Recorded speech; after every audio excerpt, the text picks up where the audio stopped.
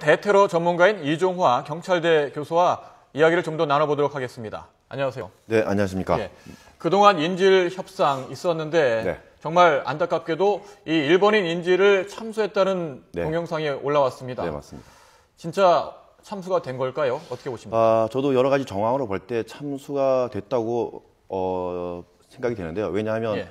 사실 이 인질 협상의 중요한 결정은 그 요르단 정부가 자국의 공군 조종사를 석방하느냐, 석방하지 않느냐가 중요한 이슈였거든요. 예. 그다음에 IS가 그 일본인 인질을 가지고 있으면서 요구한 알-이샤위의 석방을 요구했는데 예. 그 결정을 할 수 있는 요르단 정부 입장에서는 사실은 일본인보다는 자국의 공군 조종사죠. 조종사의 석방 여부가 중요한 이슈여서 줄곧 IS에게 공군 조종사의 생존 증명을 보내라 예. 계속 요구했거든요. 근데 IS가 여기에 요구하지 않는 걸 보면 제 추측으로는 아마 공군 조종사의 어떤 생명에 좀 이상이 생기지 않았나. 그래서 이 요르단 정부의 요구한 시한에 맞게 생존 증명을 못하니까 아마 더 이상 일본인 인질을 말하자면 인질로서 효용 가치가 떨어진 거죠. 예. 그러다 보니까 이제 참수했다 이렇게 보여집니다. 예. 네.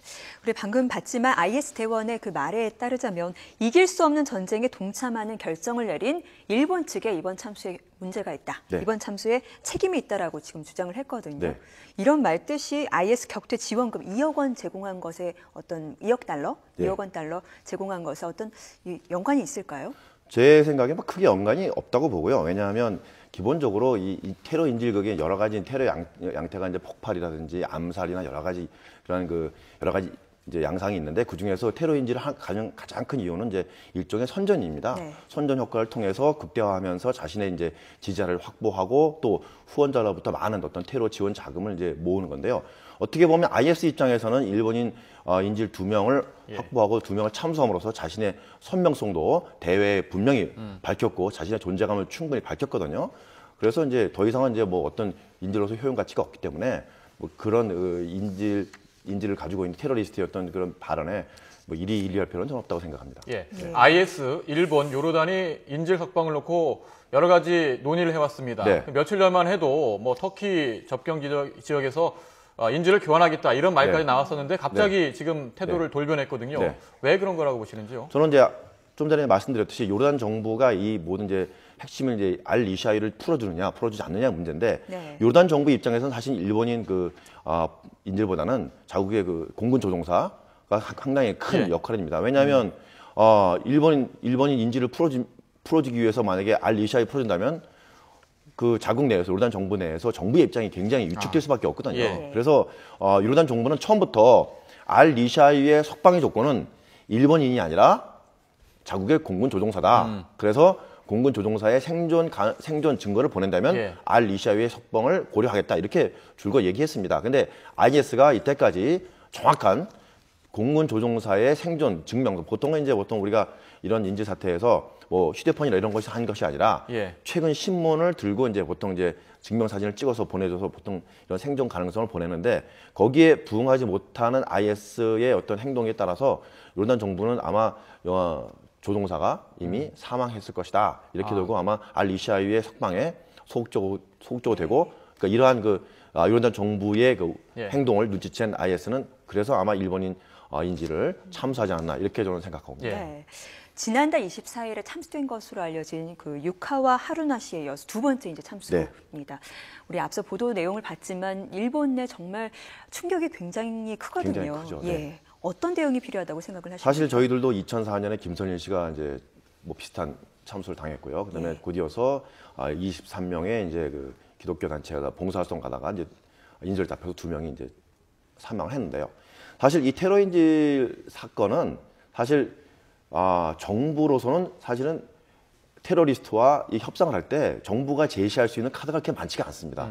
첫째는 그러한 카드도 많지도 않을 뿐더러 그러한 카드가 자국 정부의 능력이 아니라 보통은 제3국의 전적인 협력의 여부에 달라져 있거든요. 네. 요번 사태도 일본 정부의 어떤 협상력보다는 요르단 정부가 알-이샤위를 석방하냐 안 하냐 여기에 결정이 달려있기 때문에 굉장히 고통스럽습니다. 그래서 정부의 어떤 대응 체제의 대응 자세에 적절하다 아니냐 이걸 따지기보다는 물론 정부가 전지전능한 존재가 아니기 때문에 정부의 책임도 물론 있지만 제가 보기엔 역시 그런 위험 지역으로 본인이 가서 그런 사업이나 이런 것을 할 때는 본인 어떤 개인 책임도 분명히 있기 때문에 예.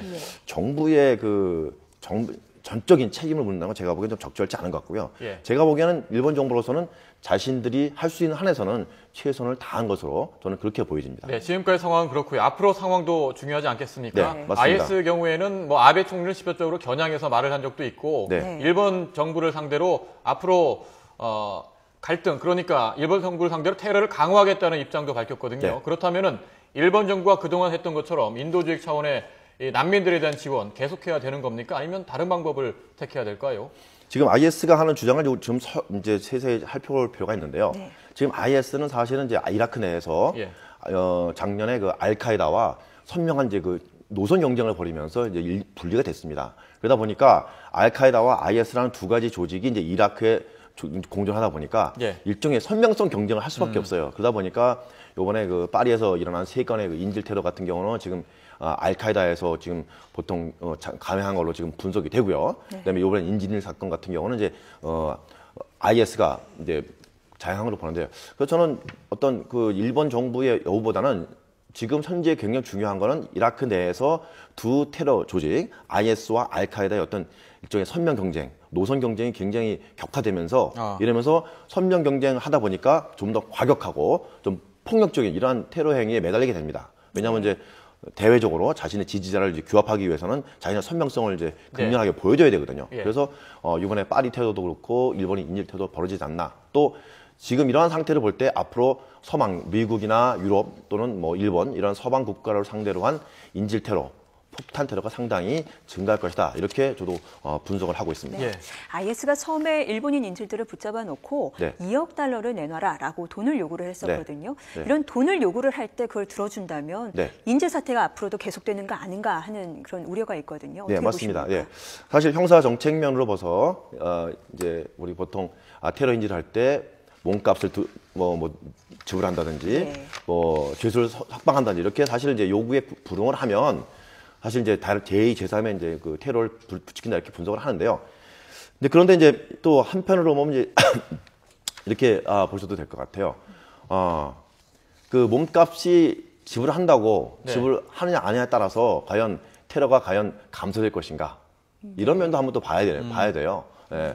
물론 이제 테러 자금을 지불을 하면 그러한 테러 자금을 통해서 테러 조직이 보통은 이제 무기를 구입을 하거든요. 예. 그 다른 어떤 그런 차후에 그 테러 활동에 쓰이겠지만 또 그렇지 않다고 해도 사실 테러 조직으로서는 다른 방면으로 펀딩을 할 수 있는 충분히 능력이 있어요. 그래서 그다음에 이제 과거에 이라크 내에서 2004년 이후에 사실 많은 어떤 그 서방 인질을 사태가 일어나졌는데 일본 정부 외에도 사실은 이제 프랑스라든지 이태리라든지 이런 언론인이 그 인질로 잡혔을 때 이제 정부 입장에서 굉장히 곤혹스럽기 때문에 뭐 공표는 하지 않습니다. 근데 우리가 보통은 협상을 하면서 뒤로 이제 공식적으로는 몸값을, 이제 언급을 하지 않지만 예, 보통은 예. 몸값을 지불하고 그래서 그 몸값이 보통 지금 500만 불에서 1억 불 정도로 보통 우리가 보통 평균 측정이 되거든요. 그래서 형사 정책적 경우는 분명히 이제 문제가 있지만 이제 한 가지 이제 문제가 되는 것은 이번에는 이제 민간인이기 때문에 크게 뭐 문제가 되지 않지만 이제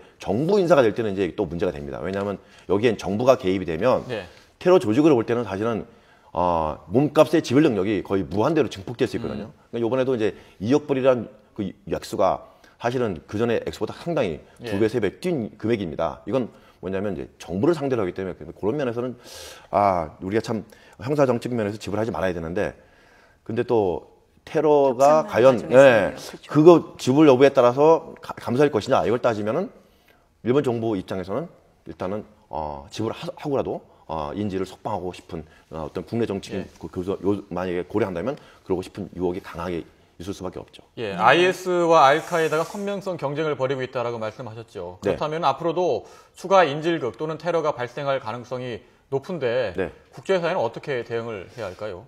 테러가 이제 뭐 한 국가가 노력한다고 되는 게 분명히 아닐 겁니다. 왜냐하면 현재 말하자면 이제 뉴 테러이라고 우리가 보통 이제 9.11 테러 이후에 보통 표현하는데요. 이것은 무차별적으로 정말 많은 사람을 대량 학살을 목표로 하는데 이런 면에서 국제적인 노력이 필요한데요. 한편으로는 또 국제적인 노력이 이제 아쉬운 것은 무조건 일관되게 강경책으로 가는 건 좀 문제가 있다 저는 이렇게 봅니다. 예, 그래서 뭐 테러범에 대한 강력한 처벌이라든지 어떤 무장 진압, 과연 이런 것이 테러를 진압하는 데 가장 효과적이냐 이런 면에서는 일본 정부가 이때까지 쭉 추구하듯이 어떤 그 테러가 빈발하는 지역의 어떤 경제 발전이라든지 이런 것이 두 개가 병행되는 국제사회 노력이 있었으면 좀 더 효과적이지 않나 이렇게 생각합니다. 예, 마지막 질문 하나 더 드리겠습니다. 사실 일본의 인질 사태를 보니까 저는 이웃 나라이니까 이 아시아 국가이기도 하고 우리나라도 안전지대가 아니다 이런 생각이 들거든요. 아무래도 김모군 지금 뭐 IS에 가입하겠다는 의사를 밝힌 채 실종된 한국인도 있고 어떻습니까? 이 IS가 아시아권에 대해서도 뭐 테러라든지 인질극을 더 벌일 가능성이 있다고 보시는지요? 네, 충분히 있다고 봅니다. 왜냐면 이미 뭐 사실 아시아도 사실 테러의 어떤 그런 뭐 안전지대는 아닙니다. 이미 사실은 뭐 이슬람 뭐 최대 국가가 지금 사실 인도네시아 있고요. 인도네시아 같은 경우는 이제 자생적인 테러 자마 이슬람이라는 테러 조직도 있었고요. 그다음에 뭐 스리랑카에도 LTT가 이미 없어졌지만, 근데 다만 우리나라는 사실 그동안 이제 테러에서 굉장히 안전지대였는데 이번에 김군이 스스로 자발적으로 이번에 이제 IS에 가담하면서 굉장히 이슈가 됐습니다. 근데 저는 이것이 뭐 또 테러의 위협이다라는 면도 볼 수가 있지만, 과연 꼭 그런 것이 테러의 문제뿐일까? 저는 오히려 이 문제를 지금 한국 사회나 일본 사회나 많은 젊은들이 사실 IS에 이슬람 교도가 아님에도 불구하고 IS에 가담하고 있거든요. 그래서 IS도 문제지만 한편으로는 유럽, 미국, 한국, 일본이 가지고 있는 어떤 청소년에 대한 고민에 대한 충분한 고려를 하지 못했지 않나 이런 면에도 좀 반성할 면이 있지 않나 저는 이렇게 생각합니다. 지금까지 일본인 인질 참수 사태 자세히 짚어봤습니다. 대테러 전문가인 이종화 경찰대 교수였습니다. 오늘 말씀 고맙습니다. 네, 감사합니다.